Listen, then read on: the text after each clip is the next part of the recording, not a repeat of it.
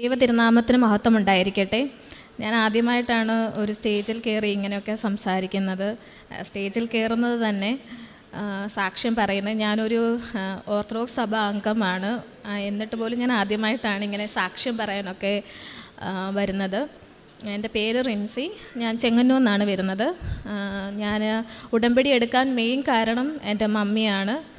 കാരണം മമ്മി ഉടമ്പടി എടുത്ത സമയത്ത് ഞാൻ സൗദിയിലായിരുന്നു. ഞാനൊരു നേഴ്സാണ്. അപ്പം എൻ്റെ അനിയൻ്റെ ആവശ്യത്തിന് വേണ്ടിയായിരുന്നു മമ്മി ഉടമ്പടി എടുത്തത്. അതിൽ വലിയ അത്ഭുതമാണ് ഈശോയും മാതാവും നടത്തി തന്നത്. അപ്പം ഞാൻ ഉടമ്പടി എടുക്കാൻ മെയിൻ കാരണം എൻ്റെ OET എക്സാമിന് വേണ്ടിയായിരുന്നു. അപ്പം ഞാൻ സൗദിയിൽ വെച്ച് തന്നെ ഞാൻ കംപ്ലീറ്റ്ലി റിസൈൻ ചെയ്തിട്ട് ഫൈനൽ എക്സിറ്റ് അടിച്ചായിരുന്നു ഞാൻ പോയത്. അപ്പം OET പാസ്സാവുമെന്നോ ഞാൻ പോകുമെന്നോ എനിക്ക് ഒരു ഉറപ്പും ഉണ്ടായിരുന്നില്ല. പക്ഷേ എനിക്ക് ദൈവത്തിൽ ഭയങ്കര വിശ്വാസമായിരുന്നു. ചെറുപ്പം തൊട്ടേ ഞാൻ പള്ളിയിൽ പോകും, ദൈവത്തിൽ വിശ്വസിക്കുന്ന ഒരാളാണ്. അപ്പം ഞാൻ ഇവിടെ വന്നു. മമ്മി എൻ്റെ അടുത്ത് വന്നപ്പോഴേ പറഞ്ഞു, മോനെ ഉടമ്പടി പോയി എടുക്ക്, എന്നിട്ട് കുഞ്ഞ് എഴുതിയാൽ മതി, അപ്പം ദൈവം വലിയൊരു അത്ഭുതം നിൻ്റെ ജീവിതത്തിൽ തരുമെന്ന് പറഞ്ഞിരുന്നു. പക്ഷേ ഞാനപ്പം ഈ ഒരു എക്സാം പാസ്സാവണമെങ്കിൽ എൻ്റെ യുക്തിയാണ് ആദ്യം പോയത്.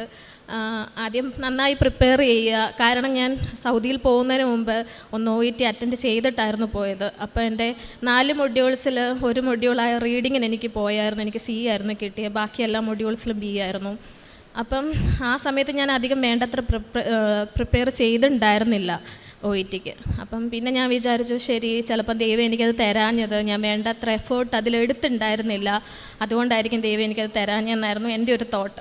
അപ്പം മമ്മി ഇതുപോലെ പറഞ്ഞപ്പോഴും ഞാൻ കാര്യമായിട്ട് എടുത്തില്ല. പക്ഷെ ഞാൻ ഇവിടെ വന്ന് ഈശോയോടും മാതാവിനോടും ഒക്കെ നന്നായി പ്രാർത്ഥിച്ചിട്ടാണ് ഞാൻ എൻ്റെ എക്സാമിന് പോകുന്നത്. അപ്പം ഞാൻ OET അജ്നോറയിലാണ് ഞാൻ കോഴ്സ് അറ്റൻഡ് ചെയ്ത് 3 മാസത്തെ കോഴ്സ് അറ്റൻഡ് ചെയ്ത് പഠിക്കാൻ പോയത്. അവിടെ ചെന്ന് ഞാൻ എല്ലാ ദിവസവും പഠിക്കുന്നതിന് മുമ്പ് ഞാൻ നന്നായി ബൈബിൾ വായിക്കും, പ്രാർത്ഥിക്കും, എല്ലാ കാര്യങ്ങളും ചെയ്തിട്ടാണ് ഞാൻ പഠിക്കാൻ ഇരിക്കുന്നത് തന്നെ. നന്നായിട്ട് എഫേർട്ട് എടുക്കാൻ തുടങ്ങി.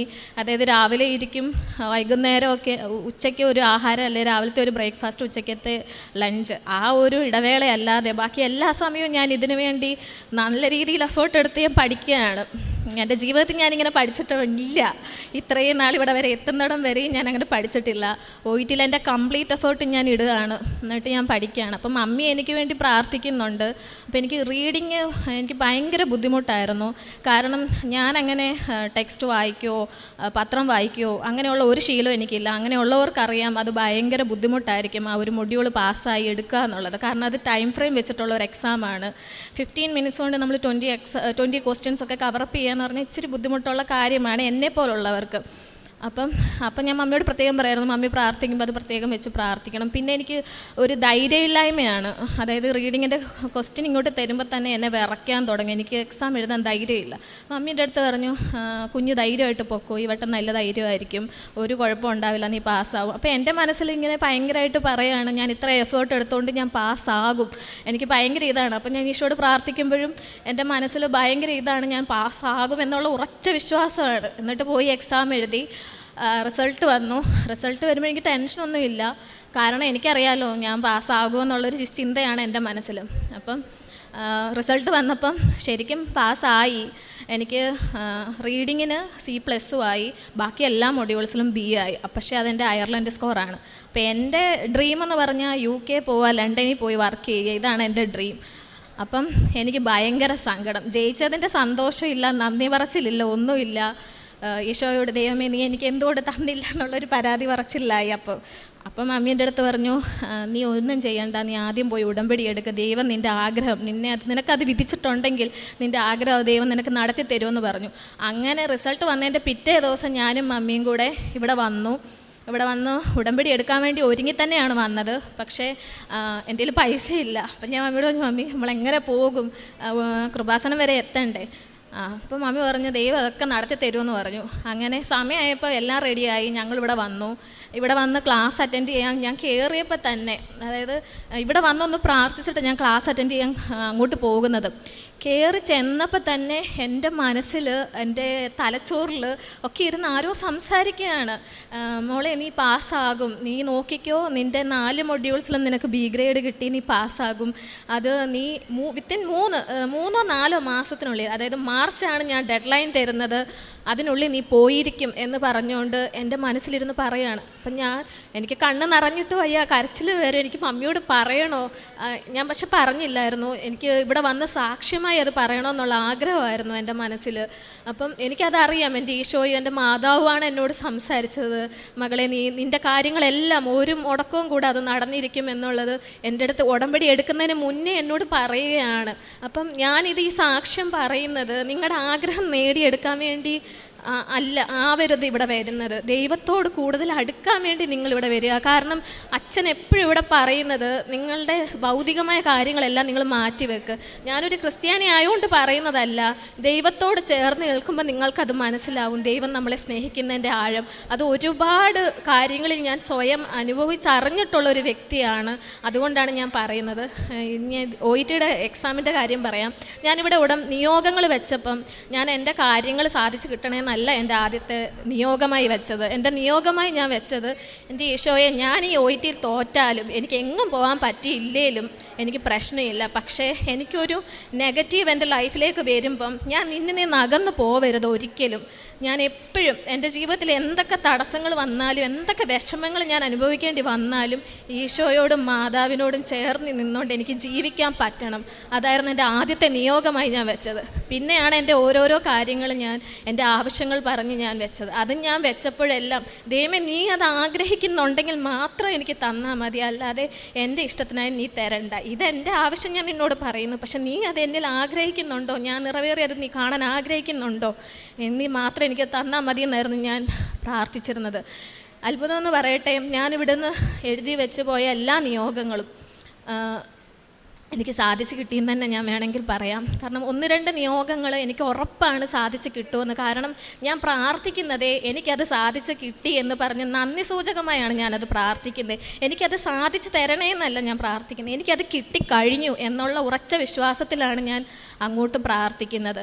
അപ്പം എൻ്റെ എക്സാമിന് എഴുതാൻ പോകുമ്പോൾ ഉടമ്പടി എടുത്ത് കഴിഞ്ഞിട്ട് ഓരോ കാര്യങ്ങളിലും തടസ്സമാണ് വന്നുകൊണ്ടിരിക്കുന്നത്. അതായത് എക്സാം എഴുതാൻ പോകുന്നതിൻ്റെ തടസ്സം, പഠിക്കാൻ നേരം കുറേ തടസ്സങ്ങൾ. പക്ഷേ എല്ലാം ഞാൻ ഓവർകം ചെയ്ത് ഞാൻ എക്സാമിന് പോയി. ഡിലേ ആവുമെന്ന് വിചാരിച്ചു, കറക്റ്റ് സമയത്ത് അവിടെ പോയി എക്സാം എഴുതാൻ പറ്റുമോ എന്ന് വിചാരിച്ചു. അവിടെ എല്ലാം ട്രെയിൻ ലേറ്റ് ആവുന്നു, ഓട്ടോ കിട്ടുന്നില്ല, എക്സാം സെൻറ്ററിൽ എത്താൻ പറ്റുന്നില്ല. പക്ഷേ എനിക്ക് എൻ്റെ അനിയനും അമ്മയും എൻ്റെ കൂടെ വരും എവിടെ പോയാലും. അപ്പോൾ അവരൊക്കെ എന്നോട്, നീ എവിടെ ചെന്നാലും നിനക്ക് തോൽവിയേ ഉള്ളല്ലോ എന്ന് പറഞ്ഞ് അവരെൻ്റെ അടുത്ത് ഇങ്ങനെ പറയും. അപ്പം ഞാൻ അങ്ങോട്ട് പറയും, ഇല്ല, ദൈവം നടത്തി തരും എന്ന് പറയും. അങ്ങനെ കറക്റ്റ് എക്സാമിൻ്റെ തുടങ്ങുന്നതിന് മുന്നേ ഞാൻ അവിടെ ചെന്ന് കഴിഞ്ഞിട്ട് എനിക്ക് എക്സാമിന് എനിക്ക് ഏറ്റവും പ്രയാസം, എനിക്ക് ശരിക്കും പറഞ്ഞാൽ UK പോകാൻ എൻ്റെ റീഡിങ്ങിനും കൂടെ എനിക്കൊരു B സ്കോർ മതി. പക്ഷേ എൻ്റെ ഉള്ളിൽ ഒരു ചെറിയ ആഗ്രഹമുണ്ട്, എനിക്ക് 4 മൊഡ്യൂൾസിലും B നേടിയെടുക്കണമെന്നുള്ളത്. പക്ഷേ ഞാൻ 4 മൊഡ്യൂൾസിന് വേണ്ടിയും പ്രാക്ടീസ് ചെയ്തിട്ടില്ല. ഞാൻ എൻ്റെ ടൈം മൊത്തം എൻ്റെ റീഡിങ് മൊഡ്യൂൾസിന് വേണ്ടിയായിരുന്നു കൊടുത്തിരുന്നത്. അപ്പം OET എഴുതുന്നവർക്കറിയാം, ആദ്യത്തെ മൊഡ്യൂൾ ലിസണിങ് ആണ്. ലിസണിങ് വന്നു, അവരെന്തോ പറഞ്ഞു പോയി, ഞാൻ എന്തൊക്കെയോ അതിൻ്റെ കൂടെ എഴുതി. എനിക്ക് ഒരു ഉറപ്പും ഇല്ല എൻ്റെ എക്സാമിൽ ഞാൻ എഴുതി കറക്റ്റാണെന്ന്. കാരണം അതിന് മുന്നേ ഉള്ള എക്സാമിൽ എനിക്ക് ഫുള്ള്, അതായത് 25 ക്വസ്റ്റ്യൻ A പാർട്ടിലുണ്ടെങ്കിൽ 25th ഞാൻ എഴുതിയിരുന്നു. എന്നിട്ട് ഞാൻ കറക്റ്റ് 350 എന്നുള്ള സ്കോറായിരുന്നു എൻ്റെ ലിസണിങ്ങിന്. അപ്പം എൻ്റെ മൈൻഡിൽ വരുവാണ്, അന്ന് നീ 25 എണ്ണത്തിൻ്റെ ആൻസർ കറക്റ്റായിട്ട് എഴുതി, ഈ സമയത്തിൽ ഒരെണ്ണത്തിൻ്റെ പോലും ആൻസറിൽ ഒരു ഉറപ്പുമില്ല, പിന്നെ ഞാൻ എങ്ങനെ ജയിക്കും? ഇതാണ് എൻ്റെ മൈൻഡിൽ വന്നുകൊണ്ടിരിക്കുന്നത്. ഓക്കെ, അപ്പം ഞാൻ കാശി രൂപവും ഉപ്പും ഒക്കെ എൻ്റെ കയ്യിലുണ്ട്. ഇതെല്ലാം പിടിച്ച് ഞാൻ പ്രാർത്ഥിച്ചുകൊണ്ടാണ് എക്സാം എഴുതുന്നതും കൊടുക്കുന്ന സമയത്ത് ഇതെല്ലാം വെച്ചുകൊണ്ടാണ് ഞാൻ കൊടുക്കുന്നതും. എന്നിട്ട് എനിക്കറിയാം ഇതിൽ ഞാൻ ലിസണിങ്ങിന് ഞാൻ തോക്കുമെന്ന്. എന്നാലും നമുക്ക് പ്രശ്നമില്ല, നമുക്ക് റീഡിങ് കിട്ടിയാൽ മതിയല്ലോ നമുക്ക് പോകാനായിട്ട്. എന്നാലും നമ്മുടെ ഒരു ആഗ്രഹം അവിടെ സ്റ്റിൽ കിടക്കുവാണല്ലോ. എന്നിട്ട് ഞാൻ പറഞ്ഞു, കർത്താവേ, നീ ഇവിടെ ഉണ്ടെങ്കിൽ എന്നെ നീ ജയിപ്പിക്കണം, എൻ്റെ സഞ്ചാരി മാതാവേ, നീ അവിടെ ചെല്ലണം, എന്നെ ജയിപ്പിക്കണേ എന്ന് പറഞ്ഞ് ഞാൻ പ്രാർത്ഥിച്ച് എൻ്റെ ലിസണിങ്ങിൻ്റെ മൊഡ്യൂൾ കൊടുക്കുകയാണ്. അടുത്തത് വരുന്നു റീഡിങ്ങിന് വന്നപ്പം എനിക്ക് ഇതുവരെ എൻ്റെ എല്ലാ റീഡിങ്ങിനും എനിക്ക് ടഫായിട്ടുള്ള ഇതാണ് കിട്ടിയിട്ടുള്ളത്. അപ്പം എനിക്കാണെങ്കിൽ 15 മിനിറ്റിൽ 20 ക്വസ്റ്റ്യൻ ഞാൻ ഇന്നേ വരെ ഫില്ല് ചെയ്തിട്ടില്ല. ഞാൻ ഒരു 18 എത്തുമ്പോഴേ ഞാൻ നിർത്തും, കാരണം സമയം കഴിയും, അവർ വാങ്ങിച്ചുകൊണ്ട് പോവും. അപ്പോൾ ഈ വട്ടത്തെ, അതായത് ഉടമ്പടിക്ക് ശേഷം ഞാൻ പോയി എടുത്ത എൻ്റെ ഈ എക്സാമിൽ എൻ്റെ റീഡിങ്ങിന് കിട്ടിയപ്പം, ഞാനൊരു നേഴ്സാണെന്ന് ഞാൻ പറഞ്ഞല്ലോ, ഞാൻ NICUവിലാണ് 7 വർഷം വർക്ക് ചെയ്തിട്ടുള്ളത്. അതിന് ശേഷമാണ് ഞാൻ അഡൾട്ട് ICUവിലേക്ക് മാറിയത്. അപ്പം ഈ എനിക്ക് കിട്ടുന്ന എൻ്റെ റീഡിങ്ങിൻ്റെ ആദ്യത്തെ പാർട്ടെന്ന് പറയുന്നത് പോസ്റ്റ് നിയോനേറ്റൽ മാനേജ്മെൻ്റ് ആണ്. അപ്പോൾ അതിനകത്ത് പറഞ്ഞിരിക്കുന്ന ക്വസ്റ്റ്യൻസ് ഒക്കെ without reading the extract I can answer the questions. അപ്പം എനിക്ക് എൻ്റെ ദേഹം എല്ലാം അങ്ങ് കുളിര് കോരാൻ തുടങ്ങുകയാണ്. കർത്താവ്, ഇത് എന്തൊരു അത്ഭുതം! എനിക്ക് ക്വസ്റ്റ്യൻ എക്സ്ട്രാക്റ്റ് വായിക്കണ്ട, ഈ 15 മിനിറ്റൊന്നും എനിക്ക് വേണ്ട ഈ ക്വസ്റ്റ്യൻസിൻ്റെ ആൻസർ എഴുതാൻ. കാരണം ദൈവം എനിക്ക് തന്നിട്ടുള്ള എൻ്റെ എക്സ്പീരിയൻസ് വെച്ച് എനിക്ക് എഴുതാവുന്ന ക്വസ്റ്റ്യൻസാണ് എനിക്ക് തന്നിരിക്കുന്നത് ഫുള്ള്. എന്നിട്ട് ഞാൻ ഫുള്ള് എഴുതി. അപ്പോൾ എനിക്ക് അടുത്ത ടെൻഷൻ, കർത്താവ് ഞാൻ എഴുതുന്നതിൻ്റെ ഒരു സ്പെല്ലിംഗ് മിസ്റ്റേക്ക് വന്നാൽ മതി അതിൻ്റെ ഫുൾ സ്കോറ് പോകാനായിട്ട്. അപ്പോൾ അടുത്ത ടെൻഷൻ, എൻ്റെ സ്പെല്ലിംഗ് ഒന്ന് നീ തെറ്റിക്കരുതേ എന്ന് ഞാൻ പ്രാർത്ഥിച്ചുകൊണ്ടാണ് ഞാൻ ഫുള്ള് പകുതി എക്സ്ട്രാക്റ്റ് ഞാൻ വായിക്കാതെ തന്നെ ഞാൻ എല്ലാത്തിൻ്റെ ആൻസർ എഴുതി. 15 മിനിറ്റിന് മുമ്പേ ഞാൻ ഫിനിഷ് ചെയ്തിട്ട് ഞാനിങ്ങനെ നോക്കിയിരിക്കുകയാണ്. എൻ്റെ ജീവിതത്തിൽ ആദ്യമായിട്ടുള്ളൊരു സംഭവമാണ്. 15 മിനിറ്റ് മുമ്പ് ഞാൻ എക്സാം എഴുതി കഴിഞ്ഞു. ഒരു 250 പിള്ളേരുണ്ട് എൻ്റെ കൂടെ എഴുതാൻ. ഞാൻ എല്ലാവരെയും ഇങ്ങനെ നോക്കുകയാണ്, എല്ലാവരും എടുത്താണ്, ഞാൻ മാത്രം ആദ്യം എഴുതി കഴിഞ്ഞു. എൻ്റെ ജീവിതത്തിൽ ആദ്യമായിട്ടുള്ളൊരു സംഭവമാണ്. അതിനുശേഷം ബി പാർട്ടും സി പാർട്ടും വലിയ കുഴപ്പമില്ലായിരുന്നു. ആദ്യത്തെ എ പാർട്ട് കണ്ടപ്പോഴേ എനിക്കറിയാം ഇത് എൻ്റെ ദൈവം എനിക്കായിട്ട് ഒരുക്കി തന്ന ക്വസ്റ്റ്യൻസ് ആണ്. അത് കഴിഞ്ഞ് റൈറ്റിംഗ് വന്നു, കുഴപ്പമില്ല. സ്പീക്കിങ്ങിന് ഏറ്റവും അവസാനത്തെ ക്യാൻഡിഡേറ്റ് ആയിരുന്നു ഞാൻ. 5-5:30 മണിയായി എൻ്റെ സ്പീക്കിങ്ങിന് എടുത്തപ്പം. അപ്പോഴത്തേക്കിന് ഈ 250 ക്യാൻഡിഡേറ്റ്സിൻ്റെ സ്പീക്കിങ് കേൾക്കുക എന്ന് പറയുന്നത് തന്നെ വലിയൊരു ബുദ്ധിമുട്ടുള്ള കാര്യം. അപ്പം ഞാൻ അവിടെ നിന്ന് ചിന്തിക്കുകയാണ്, കർത്താവേ, ഈ എൻ്റെ മുമ്പിലിരിക്കുന്നവർ ഇതെല്ലാം കേട്ട് തളർന്നിട്ടുണ്ടായിരിക്കും. അവരെനിക്ക് വേണ്ട റെസ്പോൺസ് തരുമോ? അവരെനിക്ക് വേണ്ട കാര്യങ്ങളിൽ റെസ്പോണ്ട് ചെയ്യുമോ? എങ്ങനെയായിരിക്കും? ഒരു 2-വേ കോൺവെർസേഷൻ ആണല്ലോ ഈ സ്പീക്കിംഗ് എന്ന് പറയുന്നത്. അപ്പം പക്ഷേ ദൈവത്തിൻ്റെ അനുഗ്രഹം എന്നിരിക്കട്ടെ, അവരിപ്പം അതായത് പുതുതായിട്ട് അങ്ങോട്ട് വന്നിരുന്നത് പോലെ ഭയങ്കര എന്നെക്കാളും ആക്റ്റീവാണ് അവർ. അങ്ങനെ എൻ്റെ സ്പീക്കിങ്ങും കഴിഞ്ഞു. അപ്പം മമ്മി എൻ്റെ അടുത്ത് ഇറങ്ങിയപ്പോൾ ചോദിച്ചു, എങ്ങനെ ഉണ്ടായിരുന്നു മോനെ എക്സാം? അപ്പം ഞാൻ ലിസണിങ്ങിൻ്റെ ഇത് വെച്ച് ഞാൻ പറഞ്ഞു, മമ്മി നല്ല പാടായിരുന്നു. അപ്പോൾ എൻ്റെ അനിയൻ വീണ്ടും പൊട്ടി, അടുത്ത 35,000 പോകാറായി. അപ്പം ഞാൻ പറഞ്ഞു, ഇല്ലടാ ഈ വട്ടം എനിക്ക് കിട്ടിയിരിക്കും. അപ്പോൾ അവനെടുത്ത് പറഞ്ഞു, കിട്ടിയില്ലെങ്കിലും സാരമില്ല, നീ അയർലൻഡിൻ്റെ പ്രോസസ്സ് അങ്ങ് തുടങ്ങി, നീ അയർലൻഡിൽ പൊക്കോളാൻ പറഞ്ഞു. ഞാൻ പറഞ്ഞു, അതൊന്നും അല്ലടാ, അതിൻ്റെ ഒന്നും ആവശ്യം ദൈവം വരുത്തത്തില്ല, നീ കണ്ടോ എൻ്റെ റിസൾട്ട് വരുമ്പോഴെന്ന് പറഞ്ഞു. അങ്ങനെ റിസൾട്ടിനുള്ള വെയിറ്റിംഗ് ആയി. അപ്പം എൻ്റെ ഫ്രണ്ട്സ് എല്ലാം ചോദിക്കാൻ തുടങ്ങി, എന്താവൂടി എല്ലാവരോടും ഞാൻ ഭയങ്കര ആത്മവിശ്വാസത്തോടെയാണ് പറയുന്നത് ഞാൻ ജയിക്കുമെന്ന്. എൻ്റെ ഫ്രണ്ട്സിനോടെല്ലാം പറഞ്ഞു കഴിഞ്ഞു. ഈ കൃപാസനത്തിൻ്റെ, ഈശോയുടെയും മാതാവിൻ്റെ അത്ഭുതങ്ങൾ വെച്ച് ഞാൻ ഭയങ്കര കോൺഫിഡൻസിനാണ് എല്ലാവരോടും പറയുന്നത്, ഞാൻ ഉറപ്പായിട്ടും ജയിച്ചിരിക്കുമെന്ന്. അപ്പോൾ എക്സാമിൻ്റെ റിസൾട്ട് വരുന്ന ദിവസമായി. അപ്പോൾ എനിക്ക് ഒരു വല്ലാത്ത ടെൻഷൻ കയറി. ദൈവമേ, ഞാനെല്ലാവരോടും ഭയങ്കര ആത്മവിശ്വാസത്തിൽ പറഞ്ഞു, ഞാനെങ്ങാനും ഇനി തോക്കുമോ എന്നുള്ളൊരു ചിന്ത ഒരു സൈഡിൽ കൂടെ വരാൻ തുടങ്ങി. എന്നാലും എനിക്കറിയാം ഇല്ല. പക്ഷെ നമുക്ക് എപ്പോഴും ഒരിതുണ്ടല്ലോ, ഒരു പോസിറ്റീവ് ഒരു നെഗറ്റീവ് നമ്മുടെ മൈൻഡിൽ ഇങ്ങനെ കിടന്ന് കളിക്കുമല്ലോ. പക്ഷേ റിസൾട്ട് വന്നു നോക്കിയപ്പം എനിക്ക് ഏറ്റവും കൂടുതൽ മാർക്ക് എൻ്റെ റീഡിങ്ങിനാണ്. എനിക്ക് എല്ലാ മൊഡ്യൂൾസിലും എനിക്ക് എൻ്റെ ദൈവം ബി ഗ്രേഡ് തന്നു. നവംബർ ഞാൻ ഇവിടുത്തെ റാലി അഖണ്ഡ ജപമാല റാലിയുടെ അന്നായിരുന്നു എൻ്റെ എക്സാം, ഒക്ടോബർ 28-ന്. അപ്പോൾ ഇവിടെ വന്ന് ആ റാലി പങ്കെടുക്കണമെന്ന് എനിക്കും എൻ്റെ മമ്മിക്കും ഭയങ്കര ആഗ്രഹമായിരുന്നു. പക്ഷെ അത് നമുക്ക് നടന്നില്ല. അപ്പം ഞാൻ പറഞ്ഞു, അമ്മേ, അന്നല്ലേ എൻ്റെ എക്സാം, നമുക്കത് മാറ്റി വെക്കാൻ പറ്റില്ലല്ലോ. പക്ഷെ നമുക്ക് റാലിയിൽ പങ്കെടുത്താൽ പോരെ. അപ്പോഴാണ് നവംബർ 3-ാം തീയതി നമ്മുടെ പരിശുദ്ധ പരിമല തിരുമേനിയുടെ റാലി ഉണ്ടായിരുന്നു. ഞങ്ങളുടെ പള്ളിയിൽ നിന്ന് ഞങ്ങൾ പരിമല വരെ നടന്നുപോയി. അപ്പം ദൈവത്തോട് പറഞ്ഞു, ഒരു റാലിയിൽ പങ്കെടുക്കണമെന്ന് ആഗ്രഹം ഉണ്ടായിരുന്നു, ദൈവം അത് സാധിച്ചു തന്നു. അങ്ങനെ ഈ റിസൾട്ട് വന്നു, പാസ്സായി. അപ്പം തന്നെ നമ്മൾ ഇൻ്റർവ്യൂവിനുള്ള കാര്യങ്ങൾ അന്വേഷിക്കുമല്ലോ. അങ്ങനെ ഇങ്ങോട്ട് നമുക്ക് റിൻസി നീ പാസ്സായില്ലേ, ഒരു ഇൻ്റർവ്യൂ വരുന്നുണ്ട്. അപ്പം തന്നെ ഉടനടി കാര്യങ്ങൾ നടക്കുകയാണ്. ഒരു ഇൻ്റർവ്യൂ വരുന്നുണ്ട്, കൊടുക്കുന്നോ? ഞാൻ പറഞ്ഞു കൊടുത്തു. അപ്പം തന്നെ അവർ വിളിക്കുന്നു, ഇൻ്റർവ്യൂ നടത്തുന്നു. ഇൻ്റർവ്യൂവിന് മുമ്പായിട്ട് ഞാൻ ഉപ്പും മാതാവിൻ്റെ ഫോട്ടോയൊക്കെ വെച്ചിട്ടാണ് ഉപ്പിട്ട് പ്രാർത്ഥിക്കുന്നു, കാശുരൂപം വെച്ച് പ്രാർത്ഥിച്ചിട്ടൊക്കെയാണ് ഇൻ്റർവ്യൂവിന് അറ്റൻഡ് ചെയ്യാനിരിക്കുന്നത്. ഇൻ്റർവ്യൂവിന് അവരാണെങ്കിൽ ഒരു ലിസ്റ്റൊക്കെ ഞങ്ങൾക്ക് അയച്ചു തരും, ക്വസ്റ്റ്യൻസ് ഇന്നതൊക്കെ ആയിരിക്കും ചോദിക്കുന്നത്. അപ്പം ബി പ്രിപ്പയർ എന്നും പറഞ്ഞുകൊണ്ട് അവർ നമ്മളോട് ഇങ്ങോട്ട് ആദ്യമേ പറയും. അപ്പം നമ്മളെന്നാ ഇതൊക്കെ വായിച്ചിരിക്കുകയാണ്. അപ്പോഴെൻ്റെ അടുത്ത് ഇങ്ങനെ ഉള്ളിൽ നിന്ന് ആരോ പറയുന്നത്, നീ ഇതൊന്നും പ്രതീക്ഷിക്കേണ്ട, നീ വേറെ ഇരുന്ന് പഠിച്ചോ, കാരണം ഇതിൽ നിന്നൊന്നും വരാൻ പോകുന്നില്ല. അതെനിക്ക് ഉറപ്പാണ്. എന്നോട് പറഞ്ഞു തരുന്നത് ആരാ? എൻ്റെ ഈശോയും മാതാവുമാണ് എന്നോട് പറയുന്നത്. അപ്പം ഞാൻ അവർ തരുന്ന എല്ലാ ലിസ്റ്റും വായിച്ചൊന്ന് നോക്കി, ഇങ്ങാണ് അതിൽ നിന്ന് ചോദിച്ചാൽ നമ്മൾ പറയാൻ ഏബിളായിരിക്കണമല്ലോ. അതിനുശേഷം ഞാൻ അല്ലാത്ത കുറേ ക്വസ്റ്റ്യൻസ് ഇങ്ങനെ ICU ബേസ്ഡ് ക്വസ്റ്റ്യൻസ് എല്ലാം ഇങ്ങനെ റിവ്യൂ ചെയ്തുകൊണ്ടേയിരുന്നു. അവർ വിളിച്ചു. അവർ ആദ്യം നല്ല രീതിയിലായിരുന്നു സംസാരിച്ചൊക്കെ തുടങ്ങിയത്. ഒരു ഇൻ്റർനെറ്റ് ഡിസ്റ്റർബൻസോ ഒരു കാര്യങ്ങളും ഉണ്ടായിരുന്നില്ല. അവർ ചോദിച്ചത് തന്നെ ആദ്യം തന്നെ ICU ബേസ്ഡ് ക്വസ്റ്റ്യൻസ് ഒന്നും ആ ലിസ്റ്റിലുണ്ടായിരുന്നതല്ല, എല്ലാം ഔട്ട്സൈഡ് ക്വസ്റ്റ്യൻസ് ആയിരുന്നു. പക്ഷേ ഞാൻ മാതാവിനോട് ഈശോനോടും പ്രാർത്ഥിച്ചായിരുന്നു, ദൈവമേ ഒരു 5 ക്വസ്റ്റ്യൻ അതിൽ കൂടുതൽ അവരെന്നോട് ചോദിക്കില്ലേ. അത്ഭുതം എന്ന് പറയട്ടെ, 5 ക്വസ്റ്റ്യൻ അല്ലാതെ അവരതിൽ കൂടുതലൊന്നും ചോദിച്ചില്ല. പക്ഷേ എല്ലാം ഔട്ട്സൈഡ് തന്നിരുന്ന ലിസ്റ്റിൽ നിന്ന് ഔട്ട്സൈഡിലോട്ടുള്ള ക്വസ്റ്റ്യൻസ് ആയിരുന്നു. പക്ഷേ എനിക്ക് എല്ലാത്തിനും ആൻസർ ചെയ്യാൻ പറ്റുന്ന രീതിയിലുള്ള ക്വസ്റ്റ്യൻസ് ആയിരുന്നു അവർ ചോദിച്ചത്. ഞാൻ എല്ലാത്തിനും ആൻസർ ചെയ്യും, കാരണം ഞാൻ നോക്കി വെച്ചിരുന്ന കുറേ കാര്യങ്ങളായിരുന്നു എനിക്ക് ദൈവം എനിക്ക് ക്വസ്റ്റ്യനായിട്ട് തന്നിരുന്നത്. അതിനുശേഷം അടുത്ത കടമ്പയാണ് ഇൻ്റർവ്യൂ കഴിഞ്ഞു. ഓക്കെ, അടുത്ത കടമ്പയാണ് നമ്മൾ CBT പാസ്സാവുക എന്നുള്ളത്. അപ്പം ഞാൻ CBTക്ക് കോഴ്സിനൊക്കെ ചേർന്നു. അപ്പം കുറേ അവരിങ്ങനെ PDF അയച്ചു തരും, ഇന്ന ക്വസ്റ്റ്യങ്ങളായിരിക്കും വരുന്നതെന്ന്. അങ്ങനെ ഒരു 2000-ഓളം ക്വസ്റ്റ്യൻസ് ഞാൻ ഇങ്ങനെ വായിച്ച് നോക്കുന്നു. ഓക്കെ, നമ്മൾ റെഡിയാണ് എക്സാം എഴുതാൻ. അപ്പം എനിക്ക് സ്ലോട്ട് കിട്ടുന്നത്, അപ്പോൾ ഇവർ ഇൻ്റർവ്യൂ എഴുതിയവർ ഇൻ്റർവ്യൂ കഴിഞ്ഞിട്ട് അവർ എൻ്റെ അടുത്ത് ഭയങ്കര ഹാപ്പി ആയിരുന്നു. കാരണം നിൻ്റെ ക്വസ്റ്റ്യൻസ്, നീ ആൻസർ പറയുന്ന രീതി എല്ലാം നല്ലതായിരുന്നു. നീ എത്ര രൂപയാണ് നിൻ്റെ സാലറി നീ എക്സ്പെക്റ്റ് ചെയ്യുന്നതെന്നാണ് അടുത്ത ക്വസ്റ്റ്യൻ വരുന്നത്. അപ്പോൾ എനിക്ക് പെട്ടെന്നുള്ള ഒരു ചോദ്യം ആയതുകൊണ്ട് എൻ്റെ വായിൽ ഒന്നും വരുന്നില്ല. അപ്പം ഞാൻ പറഞ്ഞ് എനിക്ക് അങ്ങനെ എക്സ്പെക്റ്റേഷൻസ് ഒന്നും ഇല്ല, എനിക്ക് നിങ്ങളുടെ ഹോസ്പിറ്റലിനെ പറ്റിയൊക്കെ അറിയാം. അപ്പം നിങ്ങൾ ഏറ്റവും നല്ല പേയ്മെൻറ്റാണ് നിങ്ങളുടെ സ്റ്റാഫിന് കൊടുക്കുന്നതെന്ന് എനിക്കറിയാം.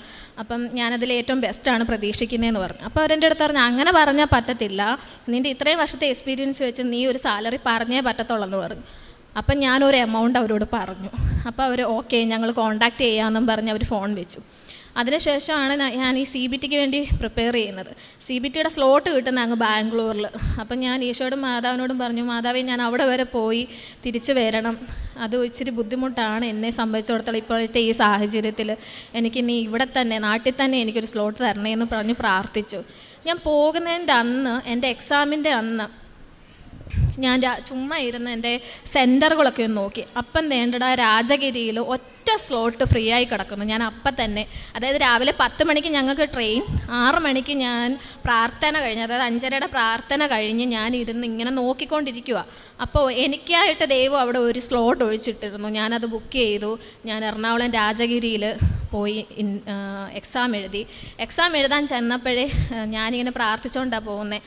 ഓക്കെ, CBT അങ്ങനെ ആരും ടഫാന്ന് പറഞ്ഞ് കേട്ടിട്ടില്ല, എല്ലാവർക്കും പെട്ടെന്ന് കിട്ടുന്ന ഒരു കാര്യമാണ് CBT. ഓക്കെ, വലിയതായിട്ട് ടെൻഷനൊന്നും അടിക്കണ്ട എന്നൊക്കെ, ആവശ്യത്തിനുള്ള പ്രിപ്പറേഷൻ ഞാൻ ചെയ്തിട്ടുണ്ട് എന്നൊക്കെ വിചാരിച്ചാണ് പോകുന്നത്. എന്നിട്ട് ഞാൻ കയറുന്നതിന് മുമ്പ് ഉപ്പൊക്കെ ഇട്ട് പ്രാർത്ഥിച്ചു. കാശ് രൂപ എൻ്റെ കയ്യിൽ വെച്ചു. ഒരു നുള്ളു ഉപ്പ് എൻ്റെ കയ്യിൽ ഞാനിങ്ങനെ ആരും കാണാതെ പിടിച്ചിട്ടുണ്ടായിരുന്നു. ഇതൊക്കെ വെച്ചുകൊണ്ടാണ് ഞാൻ കയറുന്നത്. എന്നിട്ട് ഞാൻ ന്യൂമറസിയും ക്ലിനിക്കലെന്നും പറഞ്ഞ് 2 പാർട്ടായിട്ടാണ് CBTയുടെ എക്സാം വരുന്നത്. അപ്പം ന്യൂമറസി ഞാൻ തുറന്നു നോക്കിയപ്പം ഞാൻ പ്രാക്ടീസ് ചെയ്ത ക്വസ്റ്റ്യൻ 15 ക്വസ്റ്റ്യനേ ഉള്ളൂ അതിനകത്ത്. ആ 15 ക്വസ്റ്റ്യൻ എനിക്കറിയാവുന്നതാണ്. ഞാൻ വിത്തിൻ 2-3 മിനിറ്റ്സിൽ ഞാനത് ഫിനിഷ് ചെയ്തു. അടുത്ത നമ്മൾ ക്ലിനിക്കിലേക്കാണ് പോകുന്നത്. ക്ലിനിക്കലിൽ 100 ക്വസ്റ്റ്യനാണ്, 68 എണ്ണം ശരിയാക്കിയാലേ നമ്മൾ പാസ്സാവത്തുള്ളൂ. ഞാൻ ആദ്യം ഒന്ന് ആൻസർ ചെയ്യാതെ ചുമ്മാ ക്വസ്റ്റ്യൻസ്, 3 മണിക്കൂറത്തെ എക്സാമാണല്ലോ ഇത്, അപ്പോൾ ആവശ്യത്തിനധികം സമയമുണ്ട്. അപ്പം ഞാൻ ചുമ്മാ ഇങ്ങനെ ഓരോ ക്വസ്റ്റ്യനും മാറ്റി നോക്കി. ഞാനിങ്ങനെ നോക്കുമ്പോഴെല്ലാം ഞാൻ വായിച്ച ഒരൊറ്റ ക്വസ്റ്റ്യൻ ഇല്ല. 80% എനിക്കറിയാത്ത ക്വസ്റ്റ്യൻസാണ്, 20% മാത്രമേ ഉള്ളൂ. ഒരു 20 ക്വസ്റ്റ്യൻ അത്രേ ഉള്ളൂ എനിക്കറിയാവുന്ന ക്വസ്റ്റ്യൻ. അപ്പം ഞാൻ ഈശോയോടും മാതാവിനോടും പറഞ്ഞു, കർത്താവേ ഇവിടെ വരെ എത്തിച്ചത് നിങ്ങളാണ്, എൻ്റെ മിടുക്കോ എൻ്റെ കഴിവോ ഒന്നുമല്ല, ഇവിടെ വരെ എത്തിച്ചത് നിങ്ങളാണെങ്കിൽ ഇവിടെ നിങ്ങളുടെ അത്ഭുതം എന്നിൽ പ്രവർത്തിക്കണമെന്ന് പറഞ്ഞ് ഞാൻ ഇങ്ങനെ കയ്യിൽ വെച്ചിരുന്ന ഉപ്പ് ഞാൻ ആ കീബോർഡിലെല്ലാം ഇങ്ങനെ വിതറിയിട്ടിട്ട് ഞാൻ എക്സാം എഴുതുന്നതിന് മുമ്പേ വിശ്വാസ പ്രമാണവും ചൊല്ലി, സ്വർഗസ്നായ പിതാവും ചൊല്ലി, കൃപ നിറഞ്ഞ മറിയവും ചൊല്ലി ഞാൻ അങ്ങോട്ട് തുടങ്ങി. ഞാൻ പറഞ്ഞു, ദൈവമേ എനിക്കറിയാവുന്നത് ഇതാ ശരിയെന്ന് എനിക്ക് തോന്നുവാണ്, ഞാൻ അതേ കൊടുക്കത്തുള്ളൂ, എന്നെ പാസ്സാക്കിയേക്കണേ എന്ന് പ്രാർത്ഥിച്ച് ഞാൻ തുടങ്ങി. 3 മണിക്കൂറത്തെ എക്സാം ഞാൻ 1.5 മണിക്കൂർ കൊണ്ട് ഫിനിഷ് ചെയ്തിട്ട് ഞാൻ ഇങ്ങനെ ഇരിക്കുകയാണ്. ഇത് നമ്മൾ അവസാനം ഒരു അക്സെപ്റ്റ് എന്ന് പറഞ്ഞൊരു ബട്ടൺ ഉണ്ട്, അത് ഞെക്കിയാലേ നമ്മുടെ റിസൾട്ട് അറിയാൻ പറ്റത്തുള്ളൂ. നമുക്ക് അപ്പം തന്നെ റിസൾട്ടും അറിയാൻ പറ്റും ഇതിൻ്റെ. അപ്പോൾ എനിക്ക് ഭയങ്കര ടെൻഷൻ. ഞാൻ ദൈവം ഇത് അക്സെപ്റ്റ് ചെയ്താൽ ഇപ്പം ഫെയിലാണോ പാസ്സാവുമെന്ന് അറിയല്ലോ. അപ്പം ഞാനിങ്ങനെ ആലോചിക്കുകയാണ്. അപ്പോൾ എൻ്റെ അടുത്ത് ഉള്ളിൽ നിന്ന് ഒരാളിങ്ങനെ പറയുകയാണ്, നീ ധൈര്യമായിട്ട് അങ്ങോട്ട് കൊടുത്തോ, നീ പാസ്സാവുമെന്ന്. അപ്പോൾ അത് കേട്ടതിൻ്റെ താമസം ഞാൻ അപ്പം തന്നെ ക്ലിക്ക് ചെയ്തു, വെളിയിലിറങ്ങി. അപ്പം തന്നെ അവർ പറഞ്ഞു, റിൻസിസം come to collect your result എന്ന് പറഞ്ഞു. അപ്പോൾ ഞാനിങ്ങനെ പേടിച്ചാണ് പോകുന്നത്. റിസൾട്ട് വന്ന് തുറന്നു നോക്കിയപ്പം 2നും പാസ്. അങ്ങനെ CBT കഴിഞ്ഞു. അടുത്താണ് എൻ്റെ ഓഫർ ലെറ്റർ വരുന്നില്ല. ഇൻ്റർവ്യൂ ഒക്കെ പെട്ടെന്ന് കിട്ടി, ഓഫർ ലെറ്റർ വരുന്നില്ല. സാലറിയും പറഞ്ഞു പോയല്ലോ. അപ്പോൾ ഓഫർ ലെറ്റർ വരാത്തതുകൊണ്ട് എൻ്റെ കൂടെ ഞങ്ങൾ 87 പേരായിരുന്നു അന്നത്തെ ആ ഇൻ്റർവ്യൂ അറ്റൻഡ് ചെയ്തത്. ഞങ്ങൾ വെറും 28 പേർക്കാണ് സെലക്ഷൻ കിട്ടിയത്. അതിൽ 4 പേർക്കൊഴിച്ച് ബാക്കി എല്ലാവർക്കും ഓഫർ ലെറ്റർ വന്നു. ആ 4ാമത്തെ ആൾക്കാരിൽ ഒരാളാണ് ഞാൻ. അപ്പോൾ അടുത്ത പ്രതിസന്ധി വരികയാണ് നമ്മുടെ മുമ്പിലോട്ട്. പക്ഷെ നമ്മുടെ വിശ്വാസം കൈവിടത്തില്ലല്ലോ.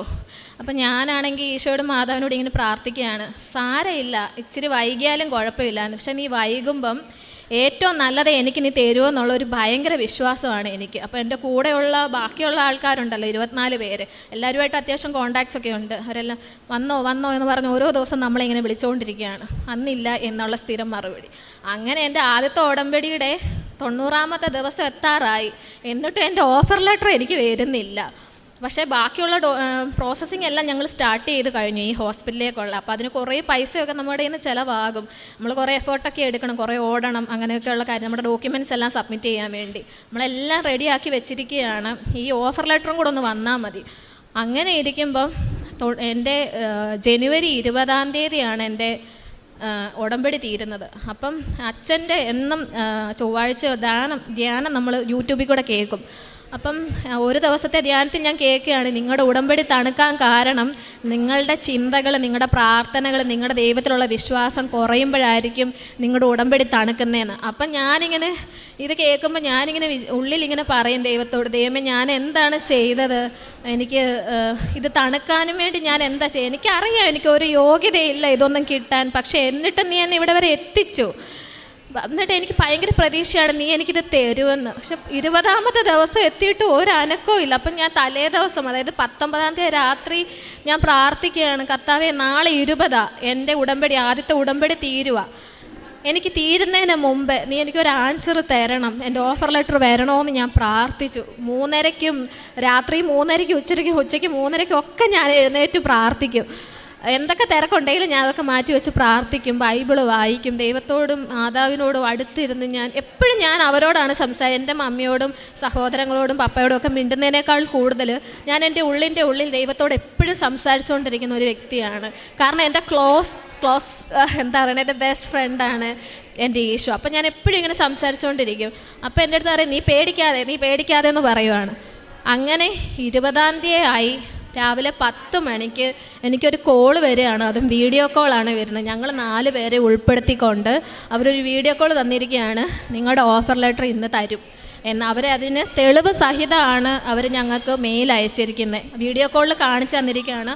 ഹോസ്പിറ്റലിൽ നിന്ന് ഞങ്ങളുടെ ഏജൻസിക്ക് അയച്ചു കൊടുത്തിരിക്കുന്ന മെയിൽ ഞങ്ങളെ കാണിച്ചു തന്നു, ഇന്ന് ഈ ദിവസം നിങ്ങളുടെ ഓഫർ ലെറ്റർ വരുമെന്ന്. അപ്പം ഞാൻ മമ്മിയോടും ആങ്ങളമാരോടും എല്ലാം ചെന്ന് പറഞ്ഞു, കണ്ടോ എൻ്റെ ഉടമ്പടി തീരുന്നതിന് മുമ്പ്, എൻ്റെ ഉടമ്പടി തണുത്തിട്ടില്ല, എൻ്റെ ഉടമ്പടി നല്ല ചൂട് തന്നെയാണ് നിൽക്കുന്നത്. എനിക്ക് എൻ്റെ ഈശോ എൻ്റെ ഉടമ്പടി തീരുന്നതിന് മുമ്പ് തന്നെ, ആ ദിവസം കംപ്ലീറ്റ് ആവുന്നതിന് മുമ്പ് തന്നെ എൻ്റെ ഓഫർ ലെറ്റർ തന്നു. അങ്ങനെ എനിക്ക് എൻ്റെ ഓഫർ ലെറ്റർ കിട്ടി.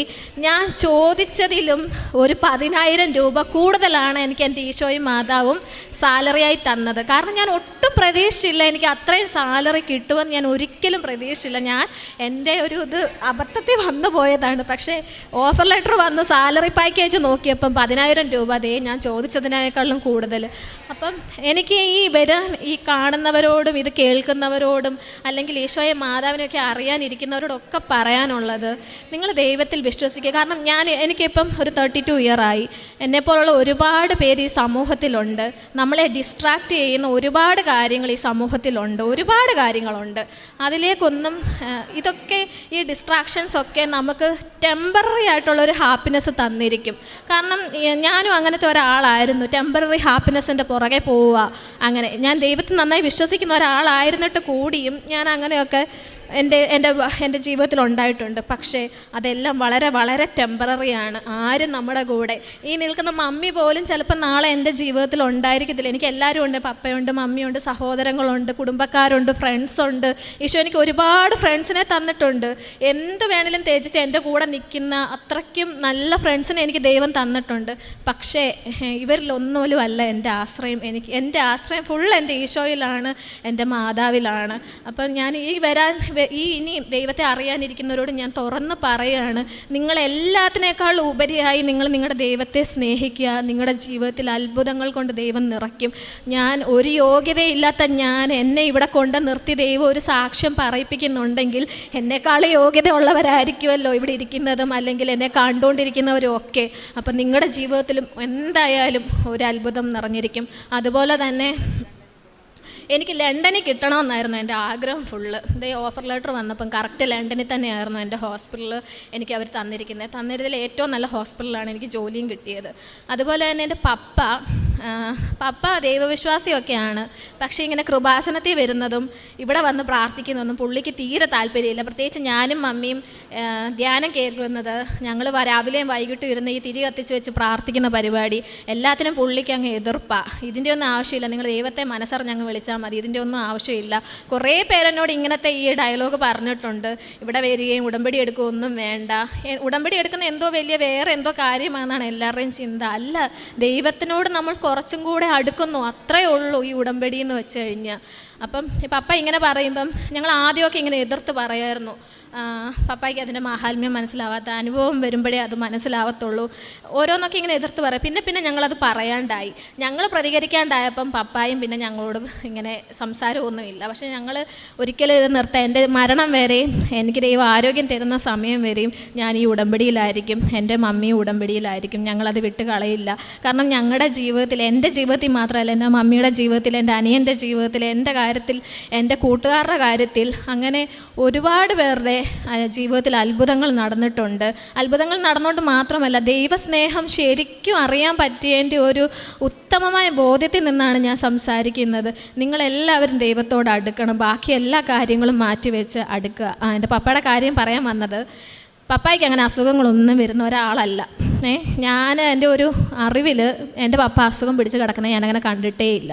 അപ്പോൾ ഈ ഉടമ്പടിയിലായിരിക്കുമ്പോൾ തന്നെ എൻ്റെ എക്സാമിൻ്റെ സമയത്താണ് കിടക്കുന്ന പപ്പായ്ക്ക് ഒരു സ്ട്രോക്ക്. അപ്പോൾ പപ്പായുടെ ഞാനും അനിയനും കൂടെ എന്തോ സാധനം വാങ്ങിക്കാൻ വെളിയിൽ പോയിട്ട് തിരിച്ചു വരുമ്പോഴാണ് മമ്മി ഇതുപോലെ വരുന്നു, പപ്പ എന്തൊക്കെയോ അസ്വസ്ഥത കാണിക്കുന്നു, വേഗം വരാമെന്നും പറഞ്ഞ് ഞങ്ങളെ വിളിക്കുന്നത്. ഞാൻ ചെന്ന് നോക്കിയപ്പം എനിക്ക് സിംറ്റംസ് ഒക്കെ കണ്ടപ്പോൾ തന്നെ തോന്നി ഇതൊരു സ്ട്രോക്കിൻ്റെ ഇതായിരിക്കുമല്ലോ എന്ന്. അപ്പം ഞാൻ പക്ഷേ പപ്പയോട് പറഞ്ഞില്ല, പക്ഷേ മമ്മിയോട് ഞാൻ പറഞ്ഞു, മമ്മി ഇതായിരിക്കും കേട്ടോ എന്ന് പറഞ്ഞു. അപ്പം തന്നെ മമ്മിക്ക് ഒന്നും കൂടെ ടെൻഷനായിട്ട് മമ്മി ഓടിപ്പോയി ഉടമ്പടി തൈലവും കാശുരൂപവും ഒക്കെ എടുത്തുകൊണ്ട് വന്നു. എന്നിട്ട് മമ്മി തേച്ചു തലയിലും കൈക്കും. പപ്പയുടെ റൈറ്റ് കൈക്കായിരുന്നു വീക്ക്നെസ് ഫുള്ള്. എന്നിട്ട് ഇവിടെ എല്ലാം തൊടുന്ന ഒന്നും അറിയാൻ പറ്റുന്നില്ല, സംസാരമൊക്കെ കോടാൻ തുടങ്ങി. അപ്പം ഞാൻ പറഞ്ഞു, അമ്മേ സമയം കളയണ്ട, നമുക്ക് എത്രയും പെട്ടെന്ന് ആശുപത്രിയിലേക്ക് കൊണ്ടുപോകാമെന്ന് പറയും. അപ്പം ഞങ്ങളുടെ പൈസ ഇല്ല, എന്ത് ചെയ്യും? ഞാനെന്നിട്ട് ഈശോയോട് പറഞ്ഞു, ഈശോയെ എൻ്റെ പൈസ ഇല്ലല്ലോ എൻ്റെ പപ്പായെ ആശുപത്രിയിൽ കൊണ്ടുപോകാനായിട്ട്, എനിക്ക് നീ ഒരു വഴി കാണിച്ചു തരണേ. ഞാൻ പോകുമ്പോഴെല്ലാം ഞാൻ പ്രാർത്ഥിച്ചുകൊണ്ടാണ് പോകുന്നത്. മമ്മി എന്നിട്ട് ഇത് പുരട്ടിക്കൊണ്ടിരിക്കുമ്പോൾ പപ്പയോട് പറയും, നിങ്ങൾ വിശ്വസിക്കുക, എന്നാലേ നിങ്ങൾക്ക് ദൈവം അത്ഭുതം പ്രവർത്തിക്കത്തുള്ളൂ. എന്നിട്ട് ഞാനന്ന് പോകുന്ന വഴിക്കെല്ലാം പ്രാർത്ഥിച്ചുകൊണ്ടാണ് പോകുന്നത്, എൻ്റെ പപ്പായ്ക്ക് ഒരു ആപത്തും വരുത്തരുതേ എന്ന് പ്രാർത്ഥിച്ചുകൊണ്ടാണ് പോകുന്നത്. പോകുന്ന വഴിക്ക് മമ്മിയുടെ ആങ്ങളെ വിളിച്ചിട്ട്, മോളെ നീ ഒന്നുകൊണ്ടും പേടിക്കണ്ട, നേരെ പുഷ്പഗിരിക്ക് വിട്ടോ, നിനക്ക് വേണ്ട പൈസ ഞാൻ അയച്ചു തരാമെന്ന്. അപ്പം ഈശോയും മാതാവ് എനിക്ക് മുന്നേ അവിടെ പ്രവർത്തിച്ച് കഴിഞ്ഞു. ഞാൻ അപേക്ഷിക്കുന്നതിന് മുന്നേ അവരവിടെ പ്രവർത്തിച്ച് കഴിഞ്ഞു. അതുകൊണ്ടല്ലേ ഞാൻ ചോദിക്കുന്നതിന് മുമ്പ് ഇങ്ങോട്ട് കോള് വരുന്നത്, എനിക്ക് ഇങ്ങോട്ട് പൈസ തരാമെന്നും പറഞ്ഞു.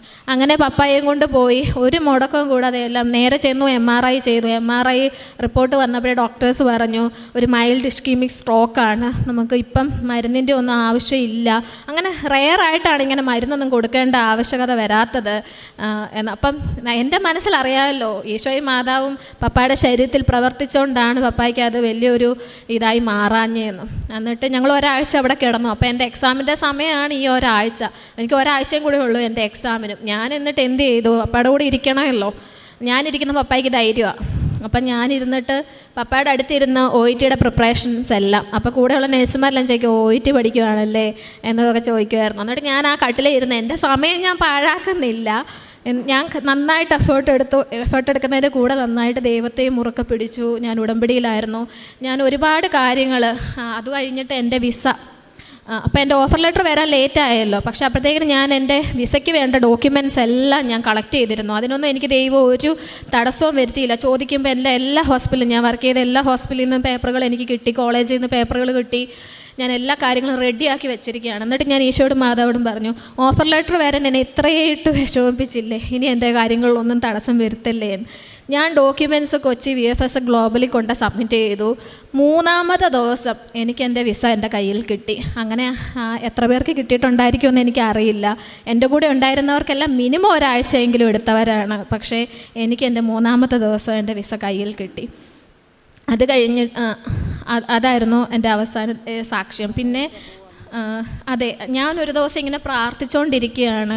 ഇങ്ങനെ ഡിലേ ആയിക്കൊണ്ടിരിക്കുമ്പോഴെല്ലാം ഞാനിങ്ങനെ പ്രാർത്ഥിച്ചു, മാതാവേ, ഞാനിവിടെ വന്ന് ഉടമ്പടി എടുത്തപ്പം ഈശോയും മാതാവും അല്ലേ എൻ്റെ അടുത്ത് പറഞ്ഞേ ഞാൻ മാർച്ച് മാസം പോകുമെന്ന്. എന്നിട്ട് വിസ വന്നതല്ലാതെ ടിക്കറ്റ് വരുന്നില്ലല്ലോ. അപ്പം ഞാൻ ഇങ്ങനെ പ്രാർത്ഥിച്ചിട്ട്, അതായത് സന്ധ്യാപ്രാർത്ഥന കഴിഞ്ഞ് കുടുംബ പ്രാർത്ഥനയും ഈ സായാഹ്ന പ്രാർത്ഥനയും എല്ലാം കഴിഞ്ഞ് കഴിഞ്ഞിട്ട് ഞാനിങ്ങനെ മാതാവിൻ്റെ ഫോട്ടോയിലോട്ട് നോക്കിയപ്പം എനിക്ക് അവിടെ ഒരു 11 എന്നുള്ള നമ്പർ കാണിക്കുവാണ്. അപ്പം ഞാനിങ്ങനെ മനസ്സിൽ വിചാരിച്ച്, ഈ 11 ഞാൻ പോകുന്ന ഡേറ്റ് ആയിരിക്കും എന്ന് ഞാൻ എൻ്റെ മനസ്സിൽ തന്നെ ഇങ്ങനെ വെച്ചു. അത് കഴിഞ്ഞിട്ട് ഈ കഴിഞ്ഞ കുറച്ച് നാളുകൾക്ക് മുന്നാണ് ഞാൻ മമ്മിയോടും ആങ്ങളോടും പറയുന്നത്, അമ്മേ, ഞാൻ മിക്കവാറും പോകുന്ന ഒരു 11-ാം തീയതി ആയിരിക്കും എന്ന് പറയുന്നത്. അത്ഭുതം എന്ന് പറയട്ടെ, ഇതേ ടിക്കറ്റ് വന്നു. ഞാൻ ഈ മാർച്ച് 11-ാം തീയതിയാണ് എൻ്റെ ടിക്കറ്റ്. മാർച്ച് 11 വെളുപ്പിന് 4:30 ഞാൻ ഇവിടുന്ന് കയറുന്നത് ലണ്ടനിലേക്ക്. അപ്പം ഒരു യോഗ്യതയില്ലാത്ത എന്നെ എൻ്റെ ആവശ്യങ്ങളിലെല്ലാം എനിക്ക് മുമ്പേ എൻ്റെ ദൈവം നടത്തി തന്നു. എൻ്റെ പരീക്ഷയുടെ റിസൾട്ട് വരുന്നതിൻ്റെ അന്ന് എനിക്ക് ഭയങ്കര പേടിയായിരുന്നു. പക്ഷേ ഞാൻ എപ്പോഴും ഇങ്ങനെ എനിക്ക് പേടിയോ ഭയമോ എൻ്റെ ജീവിതത്തിൽ വരുമ്പോൾ, ഒരു പ്രതിസന്ധി വരുമ്പോൾ ഞാൻ ആദ്യം ചെയ്യുന്ന ഒരു കാര്യം എന്ന് പറയുന്നത് ബൈബിൾ എടുക്കുക, തുറക്കുക. ആദ്യത്തെ എന്താണോ എനിക്ക് കിട്ടുന്നത് അത് എന്നോട് ദൈവം പറയുന്ന വചനമായിരിക്കും എന്നാണ് എൻ്റെ വിശ്വാസം. അപ്പം ഞാൻ ഇതുപോലെ റിസൾട്ട് വരുന്നതിന് അന്നിങ്ങനെ പേടിച്ചിരുന്ന് തുറന്നപ്പം എനിക്ക് സങ്കീർത്തനം 34 കിട്ടുന്നത്. സങ്കീർത്തനം എന്നെപ്പോലെ പേടിയും ഭയവും ഒരു പ്രശ്നത്തെ അഭിമുഖീകരിക്കാൻ പേടിയും ഭയമുള്ള എല്ലാവരും സങ്കീർത്തനം 34 വായിച്ചു നോക്കിയാൽ മതി. അതിൽ ഭയങ്കര ശക്തി തരുന്ന വചനങ്ങളാണ് എഴുതിയിരിക്കുന്നത്. ഫുള്ള് ഒരു വചനം പോലും ഇല്ല നമ്മളെ ശക്തീകരിക്കുന്ന വചനങ്ങളാണ് അതിൽ ഫുള്ള്. അപ്പം ഞാൻ പിന്നെ എൻ്റെ പപ്പ നല്ലൊരു മദ്യപാനിയായിരുന്നു കേട്ടോ. അതായത് ഞങ്ങൾ ജനിച്ചു കഴിഞ്ഞ് ഞങ്ങൾ ഇന്നേ വരെ കണ്ടിട്ടില്ല, ഞങ്ങളുടെ പപ്പ കുടിക്കാത്ത ഒരു ദിവസം ഞങ്ങളുടെ ജീവിതത്തിൽ കണ്ടിട്ടില്ല. ഇവർ തമ്മിൽ എപ്പോഴും വഴക്കാം കള്ളുകുടിച്ചതിൻ്റെ പേരിൽ. മമ്മിക്ക് ഇഷ്ടമല്ല പപ്പ കുടിക്കുന്നത്, പക്ഷേ പപ്പ വിട്ട് കുടിക്കാതിരിക്കത്തുമില്ല. അപ്പം മമ്മിയുടെ ഉടമ്പടിയിൽ വെച്ച എല്ലാ കാര്യങ്ങളും തന്നെ മമ്മിയുടെ കാര്യങ്ങളും നടന്നിട്ടുണ്ട്. അതിലൊരു കാര്യമാണ് പപ്പായുടെ മദ്യപാനം എന്ന് പറയുന്നത്. അത് 35 വർഷമായി പപ്പ കള്ളു കുടിക്കാൻ തുടങ്ങി. അങ്ങനെ മമ്മി ഉടമ്പടി വെച്ച് ഡെയിലി പ്രാർത്ഥിക്കാൻ തുടങ്ങി. കഴിഞ്ഞ ഒരു വർഷമായി, അതായത് മമ്മി ഉടമ്പടി തുടങ്ങിയിട്ട് 1 വർഷത്തിൽ മേലെയായി. അപ്പം അമ്മയുടെ ആദ്യത്തെ ഉടമ്പടി തന്നെ അത് ദൈവം സാധിച്ചു കൊടുത്തു. കഴിഞ്ഞ 1 വർഷമായിട്ട് ഞങ്ങൾ കാണുന്നില്ല ഞങ്ങളുടെ പപ്പ കുടിക്കണം. കയ്യിൽ കാശുണ്ടെങ്കിൽ പോലും കക്ഷി പോവാറില്ല കള്ളു കുടിക്കാൻ. ബാറിലും പോവാറില്ല, ബിവറേജിലും പോവാറില്ല കള്ളു കുടിക്കാൻ. പിന്നെ ഞങ്ങളുടെ പ്രേക്ഷിത പ്രവർത്തനങ്ങളെന്ന് പറഞ്ഞു കഴിഞ്ഞാൽ ഞങ്ങൾ രോഗികളെ പോയി കാണുമായിരുന്നു, അവർക്ക് വേണ്ട സഹായങ്ങൾ ചെയ്തു കൊടുക്കുമായിരുന്നു. പിന്നെ അനാഥാലയത്തിൽ പോകുമായിരുന്നു. മാസത്തിൽ ഒരിക്കലെങ്കിലും ഞങ്ങളെ കൊണ്ട് പറ്റുമ്പോഴൊക്കെ ഞങ്ങൾ പോകും. എന്നിട്ട് അവിടെ ചെന്ന് അവരോടുകൂടി സമയം ചെലവഴിക്കും. അതാണ് ഏറ്റവും വലിയ ഇമ്പോർട്ടൻറ്റ്. സത്യം പറഞ്ഞാൽ അവർക്ക് ആഹാരമോ അല്ലെങ്കിൽ വേണ്ട വസ്ത്രങ്ങളോ പൈസയോ ഒന്നുമല്ല.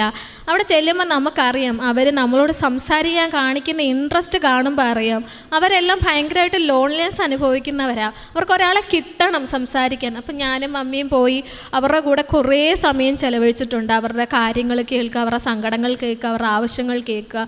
എല്ലാവരും ചെയ്യണം കേട്ടോ. ആരുമില്ലാത്തവരൊക്കെ അടുത്ത് പോയി, നമുക്ക് ആരും ഇല്ലാണ്ട് വരുമ്പോഴേ നമുക്ക് ആ വേദന മനസ്സിലാവത്തുള്ളൂ. അപ്പം പറ്റുന്നവരൊക്കെ അവരുടെ അടുത്ത് പോയി സംസാരിക്കണം. പിന്നെ ഞങ്ങളുടെ ഉള്ളതുപോലെ ഞങ്ങളുടെ വരുമാനത്തിൻ്റെ ഒരു വീതം ഞങ്ങൾക്ക് വേണ്ടവരെ കാണുന്ന ആരെ കണ്ടാലും ഇന്ന ആൾക്ക് ഇവർക്ക് ഇച്ചിരി സഹായം വേണ്ടവരാ, വീട്ടിൽ വരുന്നവരാവട്ടെ അല്ലെങ്കിൽ പുറത്ത് പോകുന്നവരാവട്ടെ, എവിടെ പോയാലും ഞങ്ങളെ കൊണ്ടാവുന്ന പോലെ ഞങ്ങളവരെ സഹായിക്കാറുണ്ട്. പൈസയാണെങ്കിലും ആഹാരമായിട്ടാണെങ്കിലും.